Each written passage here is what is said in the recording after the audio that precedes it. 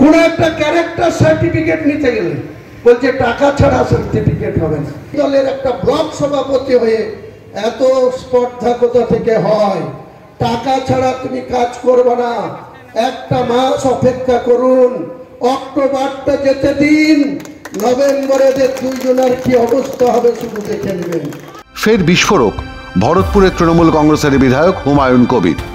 এবার নিজের দলের ব্লক সভাপতি আর পঞ্চায়েত প্রধানের বিরুদ্ধে সরাসরি আনলেন তোলাবাজি আর ঘুষ নেওয়ার অভিযোগ। ভরতপুর 1 নম্বর ব্লকের ভরতপুর পঞ্চায়েতের কাছে বিধায়ক কার্যালয়ের উদ্বোধনের প্রকাশ্য মঞ্চ থেকেই ছুড়ে দিলেন চ্যালেঞ্জ এবং জানিয়ে দিলেন প্রকাশ্যে কিভাবে পঞ্চায়েত নির্বাচনের সময় দলীয় কোন্দলে দখল হয়ে গিয়েছিল পুরনো বিধায়ক কার্যালয়টি। কারা দখল করেছিল জানিয়েছেন হুমায়ুন। তার দলেরই নেতা কর্মীরা সে সময় দখল নিয়েছিল বিধায়ক কার্যালয়। সেই কারণেই নতুন কার্যালয়ের উদ্বোধন, কারণ সামনেই 26-এর বিধানসভা। হুমায়ুন কবিরের অভিযোগ, পঞ্চায়েতের পর থেকে দলীয় কোন্দল চলছেই। হুমায়ুনের দাবি, ভরতপুর 1 নম্বর ব্লকের তৃণমূলের ব্লক সভাপতি ও ভরতপুরের অঞ্চল সভাপতির কোনো অনুমতি নেই সভাপতি হয়ে বসে থাকার। ওর মতো লোকদের উন্নয়ন কি করি না করি, এটা ওর মতো লোকের কোনো জবাব দেব না। ওকে জিজ্ঞেস করেন যে এই যে এখানে অফিস পাড়া সামনে থেকে তালগ্রামে শীতগ্রামের রাস্তা 7.5 কোটি টাকা ওর কোন বাবা এনে দিচ্ছে? ওর বাবা এনে দিচ্ছে না কাঁদিতে যে বাবা বসে আছে সে এনে দিচ্ছে, না হুমায়ুন কবির এনে দিচ্ছে? ওর কি কথার জবাব দেব? আমি কোনো এসব পাগল ছাগল এদের কোনো কথার জবাব আমি দেব না। কারণ সে কিসের অঞ্চল সভাপতি, তার অ্যাপয়েন্টমেন্ট দেখাতে বলেন। আগে ব্লক সভাপতিরও অ্যাপয়েন্টমেন্ট দেখাতে বলেন আর অঞ্চল সভাপতিদেরও অ্যাপয়েন্টমেন্ট দেখাতে বলেন, তারপরে এদের কথার জবাব দেখাতে বলুন না।